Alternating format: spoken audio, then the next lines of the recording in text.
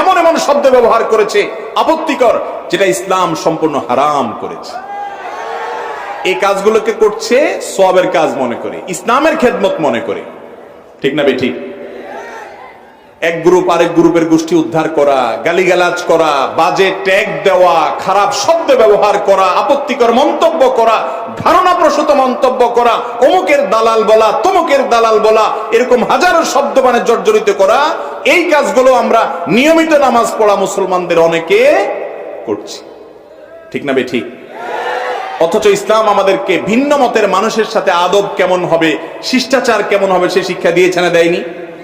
আপনার মুসলমান ভাই, তার সাথে আপনার কোনো বিষয়ে দ্বিমত হয়েছে, তিনি কোনো ভুল বলেছেন, ইসলাম আপনাকে শিক্ষা দিয়েছে আপনি সুধারণা তার প্রতি করেন, এর একটা ভালো ব্যাখ্যা দাঁড় করান।